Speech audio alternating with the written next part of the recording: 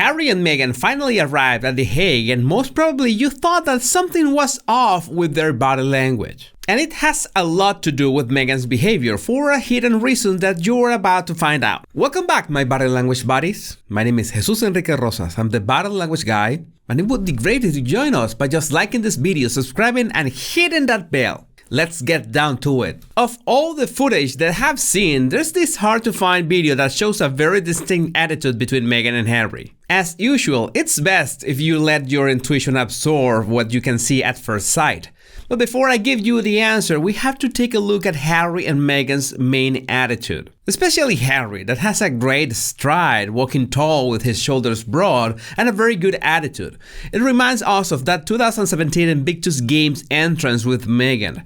He also displays solid handshakes and good posture. As for Meghan, it's great to see her not trying to push Harry away, so it seems that she's been watching my videos. Now, maybe Harry's cheerful attitude is because Dutch authorities have declared them VVIP, which it would be easy to suppose that it means very, very important persons. But let's be honest, I'm sure that in this case the acronym stands for visibly vain, indifferent poseurs. I do my best not to be too rough, but when I found out that Meghan is going to read the bench again, there's no way to get around something that is fundamentally wrong. It's not that reading to children is wrong, it's that it looks like she's trying to push her book once again.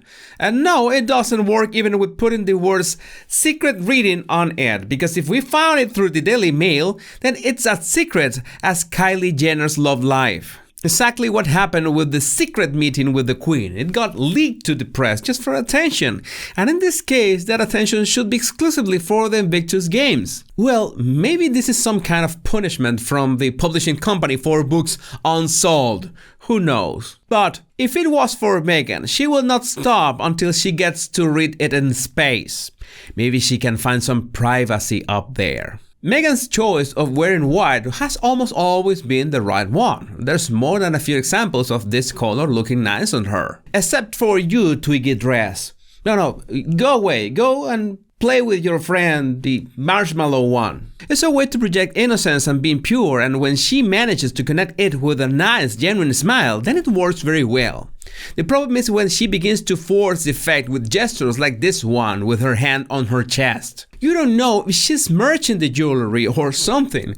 It always looks unnatural on her because she's got a very strong Leo personality that doesn't cater well to those defensive hand displays. Man, it was inevitable that people were going to compare Meghan's attire to what Kate wore on her second date in Jamaica a few weeks ago. Which, now that we can look at them side by side, proves that there's more than one way to wear orange. But something that I don't like is when people begin attacking someone's personal features, like suggesting that Meghan had aging spots on her hand. While it's true that as people age, their hands begin to display subtle spots, it's not that difficult to look for other photos of Meghan to realize that those are just her freckles, and they have been on display since those high-resolution engagement photos. Besides the face, hands are strong focal points in the way that we read and interpret others' behaviors. If you want to pay attention to someone's hands, make sure you do it in moments like this, when she's doing that strange handshake with her fingers extended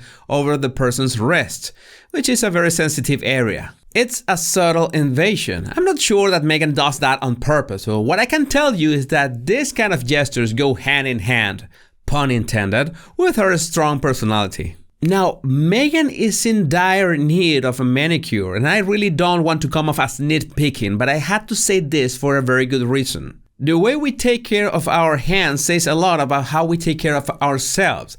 That is a relationship that happens automatically in our brains. And it's not only that she needs a manicure for aesthetics, because the real problem is that the world can see that she bites her nails. You can see that right below the nail and on the side of her thumb, the skin is pinkish.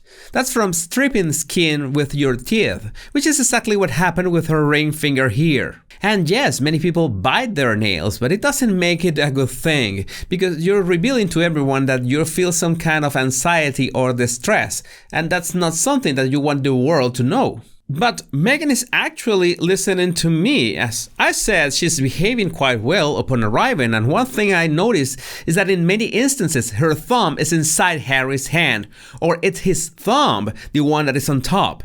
That's one of the things I have mentioned in other videos, that Meghan, with that strong character of her, always has a dominant grip, or a dominant stare, or a dominant attitude. But maybe, just maybe, she knows that she had to let Harry shine this time because they were in his turf, in his big moment, so she had to go with the flow. Even so, it would be hard to think that people are buying to this sudden change. But well, there will always be the option of just ignoring Meghan, just like this gentleman that is not impressed at all with her conversation. Yeah, he's definitely ignoring her. Or maybe he doesn't want to appear on Netflix for free, who knows? That video I showed you previously is important because in a moment when they thought that the cameras were not rolling anymore, they displayed their usual behavior. Harry's chin just drops to his chest. It's like introvert people when we have spent most of our social energy and we cannot pretend any longer. Meghan, on the other hand, still has her chin up and looks energetic and confident. It's easy to spot that she loves this kind of engagements when there are a lot of eyes on her. There's also the difference between their facial expressions. I'm not saying that Harry has to smile all the time, but it's always the same contrast between them. Not to mention that Meghan's hand is resting over Harry's in a dominant position too. That's easy to miss, but at the same time it's a confirmation that their usual couple dynamics hasn't changed at all. It was just waiting to manifest at the right time. And speaking of manifesting, there was no way that Meghan was not going to spot a long-distance camera at some point of this event. You know that those abilities can't just be tossed aside like that, including that clear display of the Meghan claw, of which I already did a video some time ago and we were expecting a new appearance sooner or later. Anyway, it's nice to use Meghan and Harry's examples to study body language thanks to being able to track their behaviors for such a long time frame. And that is what makes them such a great case. Not to mention the memes. Oh, the memes.